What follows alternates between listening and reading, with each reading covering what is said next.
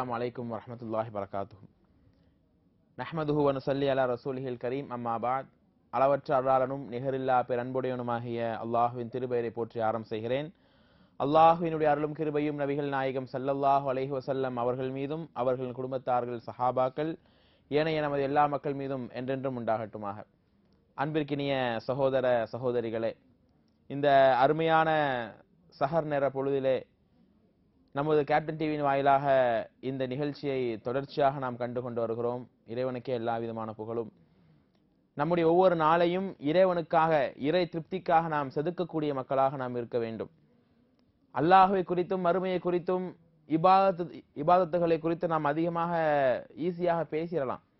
நம்முடைய வாழ்க்கையின் தரமும் வாழ்க்கையின் நிலைகளும் மாறும்போதுதான் அது அல்லாஹ்விடத்திலே மிக மிக நெருக்கமானதாக அது இருக்கும் என்பதை விளங்கிக் கொள்ள வேண்டும். நம்முடைய வாழ்க்கையில் பலர்களுக்கு பல நோய்கள் இருக்கலாம், பல தேவைகள் இருக்கலாம். எல்லாருடைய வாழ்விலும் ஆரோக்கியத்தையும் எல்லாருடைய நல்ல ஆசைகளையும் இறைவன் நிறைவேற்றி அவர்களுக்கு செழிப்பான வாழ்க்கையை தர வேண்டும் என்கிற ஒரு பிரார்த்தனையோடு இன்றைக்குண்டான செய்திகளை நாம் இன்ஷா அல்லாஹ் பார்க்கலாம். நேற்றைய தினம் சாலிஹ் அலைஹிஸ்ஸலாம், அந்த சாலிஹ் அலைஹிஸ்ஸலாம் ஏகத்துவத்தை இந்த மக்களுக்கு எப்படி சொன்னார்கள், படைத்தவனை எந்த அளவுக்கு இந்த சமுதாயத்துக்கு அறிமுகப்படுத்தினார்கள், படைத்தவன் என்றால் யார், வணங்குவதற்கு தகுதியானவனுடைய நிலைப்பாடுகள் எல்லாம் என்ன என்பதை முழுக்க முழுக்க இந்த உலக அரங்கிற்கு சொல்லி அந்த சமுதாயத்தை நேர்வழிப்படுத்த ஆசைப்பட்டார். ஆனால் அவர்களோ ஒரு அத்தாட்சியை கேட்டார்கள். ஒரு ஒட்டகம் வர வேண்டும், பாறையை பிளந்து கொண்டு ஒரு ஒட்டகம் வர வேண்டும், அந்த ஒட்டகம் என்பது கர்ப்பிணி ஒட்டகமாக இருக்க வேண்டும் என்று கேட்டார்கள். சாலிஹ் அலைஹிஸ்ஸலாமுடைய துவாவின் பெயரால் அல்லாஹுடைய நாட்டத்தால் அந்த ஒட்டகத்தை அல்லாஹ் ஏற்படுத்தினான். ஆனால் அல்லாஹுடைய எச்சரிக்கை என்ன, அந்த ஒட்டகத்தை நீங்கள் அறுக்கக்கூடாது, அதை மீறி நீங்கள் அறுத்தால் உங்களுக்கு சமீபமாகவே விரைவாகவே அல்லாஹுடைய தண்டனை வரும் என்று அல்லாஹ் குறிப்பிட்டு காட்டுகின்றான். ஆக அந்த ஊரிலே கெட்ட குணம் கொண்ட 9 நபர்கள் அந்த ஒட்டகத்தை அறுத்தார்கள். காலினுடைய நரம்புகள் எல்லாம் துண்டித்து அந்த ஒட்டகத்தை மோசமான முறையில் கொன்றதாக நேற்று தினம் வரையில் நாம் பார்த்தோம். ஆக அந்த ஒட்டகத்தை கொன்றால் என்ன வரும், இறைவனுடைய தண்டனை வரும் என்று நாம் பார்த்தோம். அந்த மக்களை எப்படியெல்லாம் அல்லாஹ் அழித்தான் கேளுங்கள் அன்பிற்கினியவர்களே. அல்லாஹ் ரப்பல் ஆலமீன் சொல்லி காட்டுகிறான், ஃபதமத்தஉ ஃபீ ذلكم 3 ஐயாம். அந்த ஒட்டகத்தை அறுத்த போது சாலிஹ் அலைஹிஸ்ஸலாம் சொன்னார், அட பாவிகளா மக்களே, இப்படிப்பட்ட ஒரு அநியாயத்தை செய்து விட்டீர்களே, இப்படிப்பட்ட ஒரு பாவத்தை நீங்கள் செய்து விட்டீர்களே, இறைவனுடைய தண்டனை நீங்கள் அஞ்ச வேண்டாமா? இவ்வளவு பெரிய பாவங்களை செய்து அல்லாஹுடைய கோபத்தை நீங்கள் பெற்று விட்டீர்கள். இனி உங்களுக்கு 3 நாட்கள் தான் உங்களுடைய இந்த உலக வாழ்க்கையில் உங்களால் நிம்மதியாக இருக்க முடியும். ஒவ்வொரு நாளும் உங்களுக்கு அல்லாஹுடைய தண்டனை வரும் என்று அந்த நபி அவர்கள் எச்சரித்தார்கள். ஆக அப்படிப்பட்ட அந்த நேரத்தில் தான் அல்லாஹ் ரப்பல் ஆலமீன் சொல்லி காட்டுகிறான், 7வது அத்தியாயத்தினுடைய 77 மற்றும் 78வது வசனம், ஃபஅகருன் நாகத ஃபஅதவ் அன் அம்ரி ரப்பிஹிம்.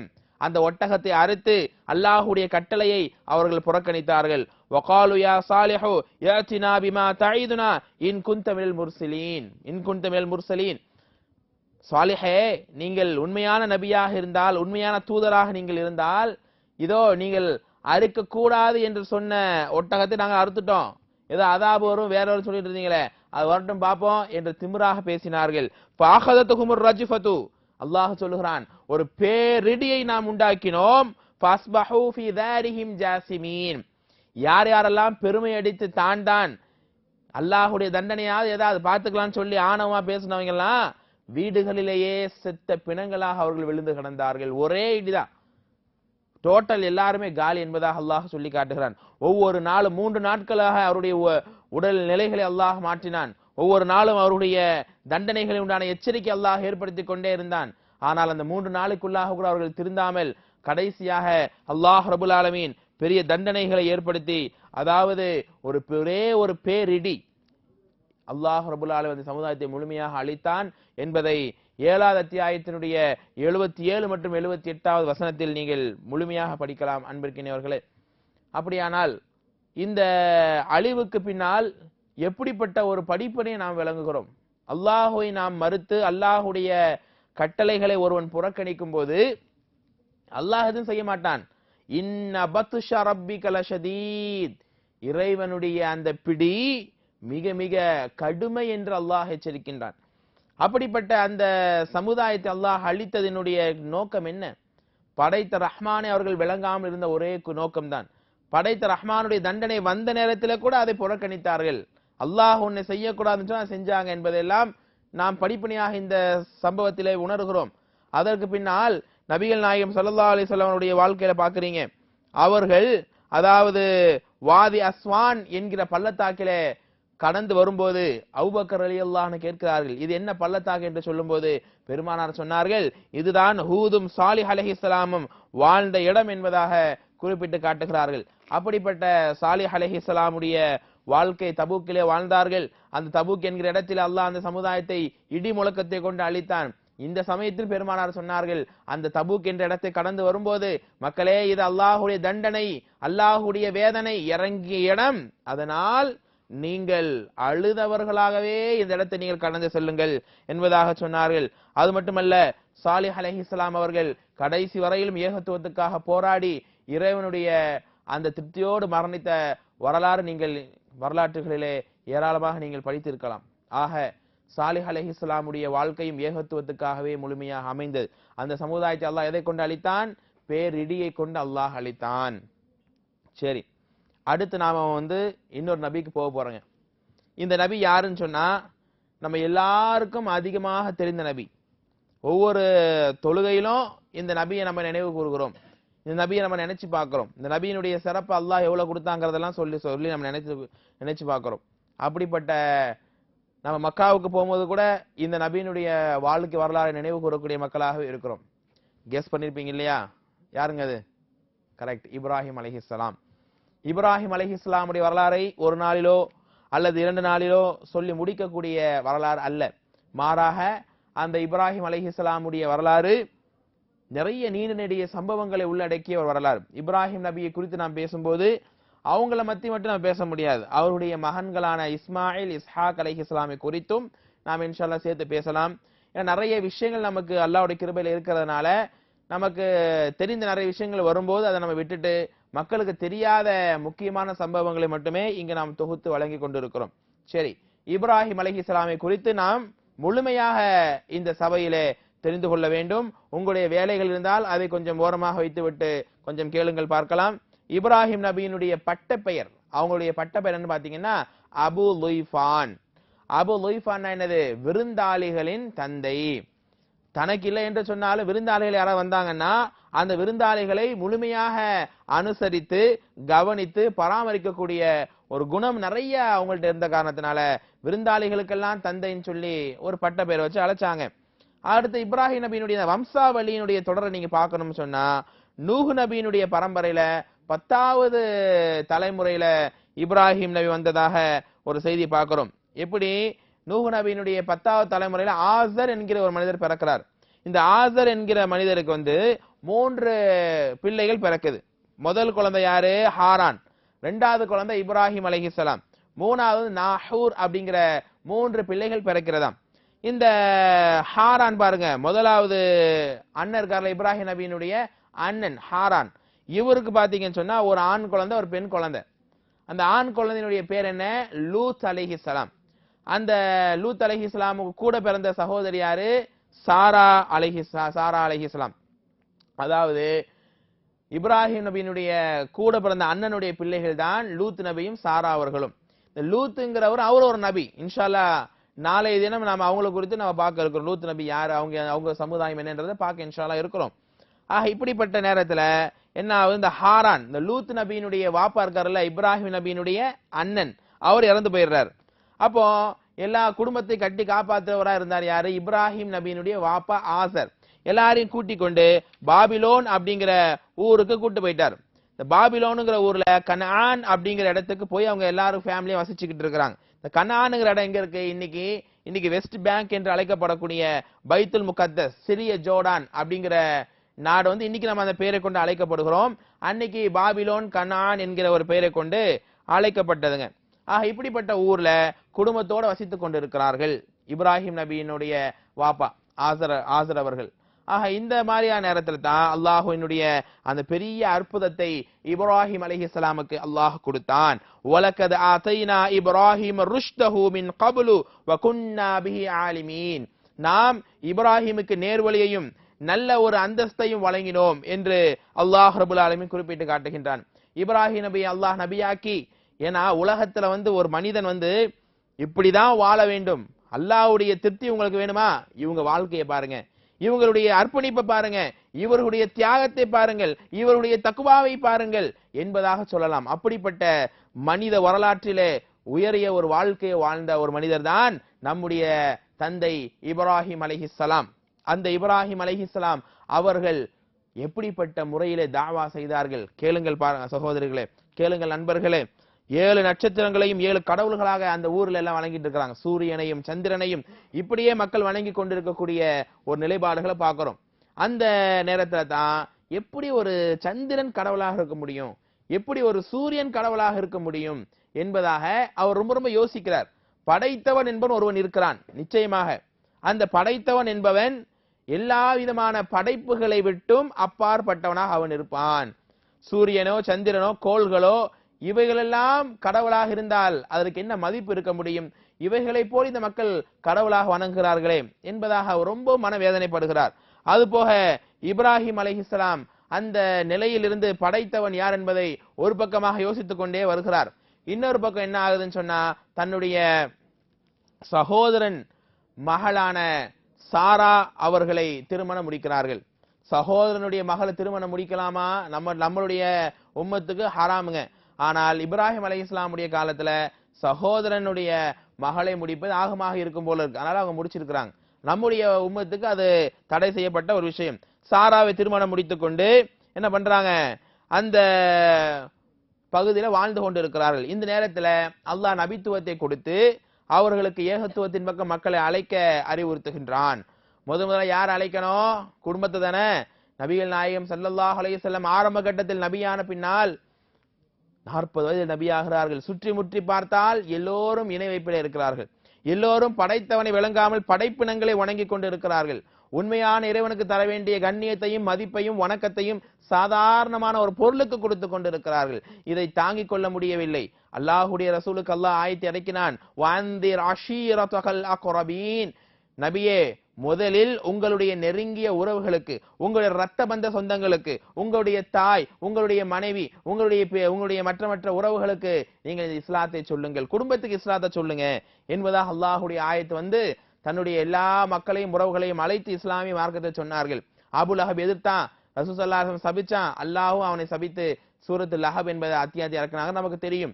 அந்த அடிப்படையில இப்ராஹிம் நபிக்கு அல்லாஹ் அதே ஆர்டர் போடுறான், நபி நீங்களும் உங்களுடைய குடும்பத்துக்கு முதலாக என்ன பண்ணுங்க, தாவா செய்யுங்கள். அப்போ இப்படிப்பட்ட நேரத்தில் என்ன ஆகுது, மக்கள் எல்லாம் கற்சிலைகளையும் சிலைகளையும் வணங்கி கொண்டிருக்கிறார்கள்.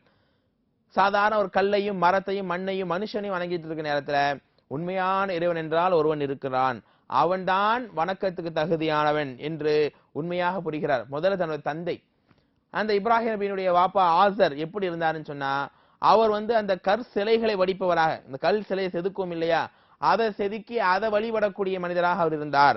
தன் தந்தைக்கு அறிவுரை சொல்லுகிறார் இப்ராஹிம் அலைஹிஸ்ஸலாம், நம்முடைய தாவா நம்முடைய வீட்டிலே இருந்து ஆரம்பிக்க வேண்டும், நம்முடைய தாயிடமிருந்து ஆரம்பிக்க வேண்டும், நம்முடைய மனைவியிடமிருந்து ஆரம்பிக்க வேண்டும், நம்முடைய பிள்ளையிடமிருந்து ஆரம்பிக்க வேண்டும், நம்முடைய நண்பனிடமிருந்து நம்முடைய அழைப்பு பணியை ஆரம்பிக்க வேண்டும். இப்ராஹிம் அலைஹிஸ்ஸலாம் கேட்கிறார், யா அபதி லிம தஅபுது மா லா யஸ்மஉ வலா யுப்சிர், பார்க்க முடியாத கேட்க முடியாத ஒரு விஷயத்தை அல்லவா நீங்கள் கடவுளாக வணங்குகிறீர்கள். வலா யுக்னி அன்க ஷைஆ, என் அருமை தந்தையே உங்களுக்கு இந்த பொருட்கள் எதுவுமே பயன் தராது. கது ஜாஅனி இல்மு, எனக்கு ஒரு அல்வி, எனக்கு ஒரு கல்வி ஞானம் வந்திருக்கிறது. மாலம் யாதீக், உங்களுக்கு வராத ஒரு ஞானம். ராகிபன் அன்த ஆலிஹத்தி யா இப்ராஹிம், இப்ராஹிமே எங்களுடைய கடவுளையா நீ கிண்டல் பண்ற. இல்லம் தந்தஹி லாருஜுமன்னக, தந்தை ஆசர் சொல்றாரு, பாசத்தோடு நேசத்தோடு வளர்த்த தன்னுடைய பிள்ளை என்று கூட பார்க்காம தன்னுடைய கடவுளையா நீ கிண்டல் பண்றன்னு சொல்லி இதை விட நீ தவிர்ந்துக்கலன்னு சொன்னா இப்ராஹிமே கல்லால் அடித்து நான் உன்னை கொள்வேன் என்று தந்தை எச்சரிக்கிறார். قال سلام عليك اني استغفر لك ربي انه كان بي حفيا. பாப்பா பரவாயில்ல, பாப்பா திட்டுறாரு, அடிக்க வராரு, பரவாயில்ல பாப்பா நான் உங்களுக்காக அல்லாஹ்ட்ட தௌபா கேட்கிறேன், அல்லாஹ்விடத்தில் நான் பாவ மன்னிப்பு கேட்கிறேன் என்பதாக சொல்லி இப்ராஹிம் அலைஹிஸ்ஸலாம் கேட்கிறாங்க. இங்க ஒரு டவுட் வரணும் உங்களுக்கு. டவுட் என்ன டவுட்? ஒரு இறை நிராகரிப்பாளர்களுக்கு அல்லாஹ்விடத்தில் நாம் பாவ மன்னிப்பு கேட்கலாமா? அப்ப இப்ராஹிம் அலைஹிஸ்ஸலாம் பாவ மன்னிப்பு கேட்பாங்கறாங்களே எப்படி? அப்ப வந்து ஒரு இஸ்லாம் அல்லாத நபர்களுக்கு நம்ம பாவ மன்னிப்பு கேட்கலாமா என்றால் கேட்கவே கூடாது. இப்ராஹிம் அலைஹிஸ்ஸலாம் கேட்டாங்க என்று சொன்னா ஆரம்பத்தில் தெரியாமல் அவங்க சொன்னாங்க. பின்பு அல்லாஹ்வினுடைய எச்சரிக்கை வந்த வமா கான இஸ்திக்ஃபார் இப்ராஹிம் லி அபீஹி இல்லா அன் மவ்இதிஹி இய்யாஹு. ஒரு குறிப்பிட்ட நேரத்தில் அவங்க கேட்டாங்க. லம்மா தபய்யன லஹு இன்னஹு அதுவுல் லில்லாஹ். அல்லாஹ்வினுடைய எதிரி என்று தெரிந்த பின்னால் அதை விட்டு அவர்கள் தபர்ரா மின்ஹு, அதை விட்டு அவர்கள் விலகிக் கொண்டார்கள். வயின் தஸ்தக்ஃபிர் லஹும் 70 மர்ரா. 70 தடவை நீங்கள் தௌபா கேட்டாலும் அல்லாஹ்வை நிராகரித்தவனை, அல்லாஹ்வை வணங்காதவனை அல்லாஹ் ஒருபோதும் அந்த மன்னிப்பை ஏற்றுக்கொள்ள மலை யஸ்தக்ஃபிருல்லாஹு லஹும். அல்லாஹ் ஒருபோதும் மன்னிக்க மாட்டான் என்பதாக ஒரு செய்தி பார்க்கிறீங்க. தெரியாம இப்ராஹிம் அலைஹிஸ்ஸலாம் சொன்னாங்க. அது தவறு என்று தெரிந்த பின்னால் அதை விட்டு அவர்கள் விலகிக் கொண்டார்கள். இறை நிராகரிப்பாளர்களுக்கு என்னன்னா நம்ம துஆ செய்யலாம், உடல் ஆரோக்கியத்துக்காக, அவங்க நல்ல குணத்துக்காக, நல்ல விஷயங்களுக்காக, அவங்க இஸ்லாத்துக்குள்ள வரணுங்கிற ஹிதாயத்துக்காக கேட்கலாமே தவிர இறை நிராகரிப்பிலேயே இறந்து போனவர்களுக்கு அவங்களுடைய மறுமை வெற்றிக்காக துஆ கேட்பது தடை செய்யப்பட்டாச்சு.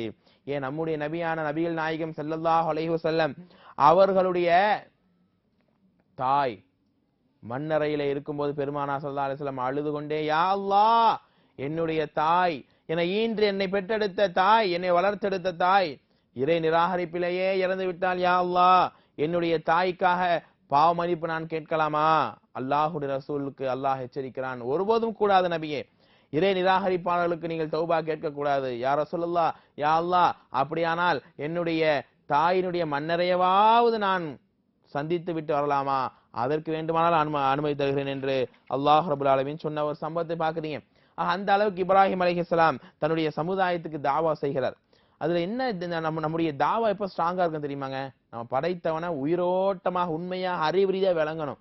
இப்ராஹிம் சும்மா எடுத்தங்க கவுத்தன் தாவா செய்ய வரல, எடுத்தங்க கவுத்தன் சொல்லி மார்க்கத்தை சொல்ல வரல, அல்லாஹ்வை விளங்குகிறார், படைத்தவனை உண்மையாக புரிகிறார். பலம்மா ஜன்ன அலைஹுல் லைலு, அதாவது சந்திரனை பார்க்கிறார், சூரியனை பார்க்கிறார், கோள்களை பார்க்கிறார், நட்சத்திரங்களை பார்க்கிறார், எல்லாம் உதித்து உதித்து மறையுது.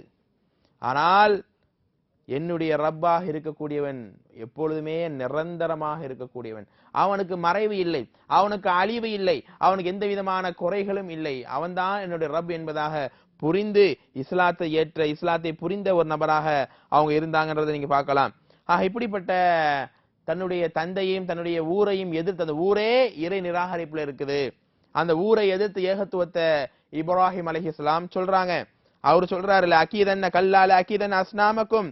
இப்ராஹிம் நபி சொல்றாரு, உங்களுடைய எல்லா சிலைகளையும் நான் அடித்து ஒழிப்பேன் என்பதாக சொல்லுகிறார். அந்த நேரத்துல தான் ஒரு திருவிழா வருகிறது. அந்த திருவிழா வரும்போது எல்லாரும் என்ன பண்றாங்க, திருவிழாவுக்கு போயிடுறாங்க. இப்ராஹிம் நபிட்ட கேட்டா அவர் சொல்றாரு, எனக்கு கொஞ்சம் உடம்பு சரியில்லை, போய் சொல்லிடுறாரு, எனக்கு கொஞ்சம் உடம்பு சரியில்லை. இந்த நேரத்துல இன்னொரு சம்பவத்தை நீங்க விளங்கிக்கணும். இப்ராஹிம் அலைஹிஸ்ஸலாம் 3 பொய்களை சொன்னார்கள். நாளை அதிபயங்கரமான மறுமை நாள்ல நன்மை கொஞ்சம் கூட செய்யாதவர்கள், கொஞ்சம் கூட நன்மையில் ஆர்வம் கொள்ளாதவர்கள் அங்குமிங்குமாக ஓடுவார்கள். யாராவது நமக்கு பரிந்துரைக்க மாட்டார்களா? இந்த நாள் என்னுடைய செல்வமும் என்னுடைய உலக வாழ்க்கையும் பயனளிக்கவில்லையே, மா அக்னா அன்னி மாலியா ஹலக அன்னி சுல்தானியா, என்னுடைய ஆட்சி அதிகாரங்கள் எல்லாம் பறிபோகி விட்டதே, எனக்கு எதுவுமே உதவவில்லை என்று யாராவது எனக்கு உதவுவார்களா? எல்லாரும் ஓடுவாங்க ஒவ்வொரு நபிட்டையும்.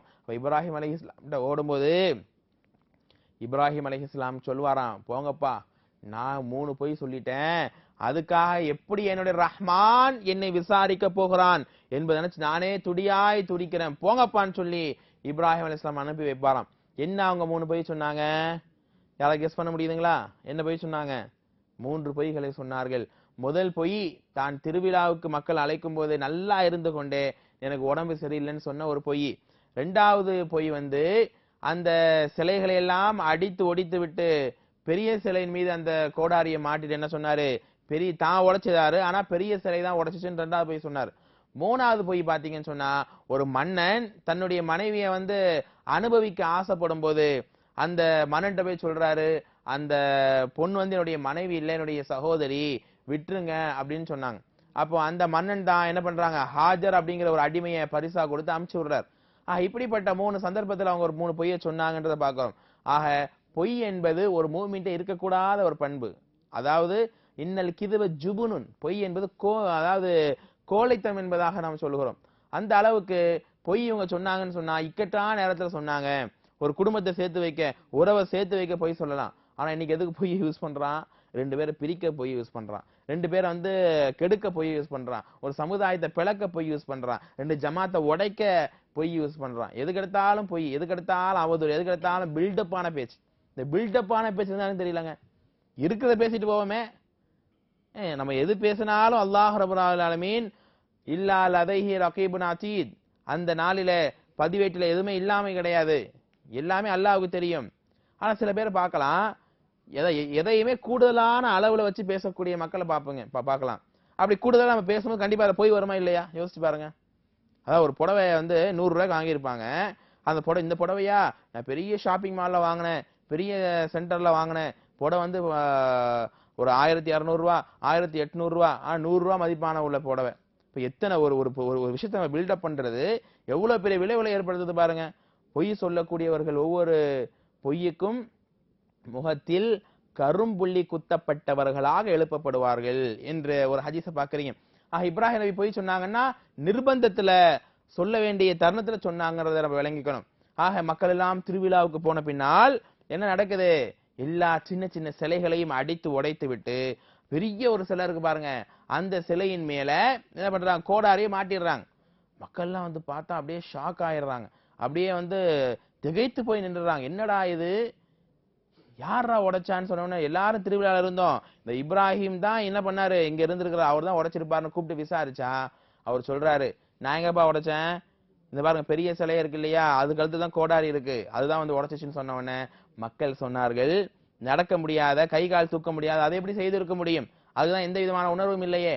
அப்பொழுது இப்ராஹிம் அலைஹிஸ்ஸலாம் கேட்டார்கள், அதைத்தானப்பா நீங்கள் கடவுளாக வணங்குகிறீர்கள், அதைத்தான் நீங்க எல்லா விதமான தேவைகளையும் கேட்கிறீர்கள் என்பதாக சொன்ன பின்னால் மக்களுக்கு வந்து சிந்திக்க முடியாம, சிந்திக்கிறதுக்கு பதிலா கோவம் தான் அதிகமாகுது.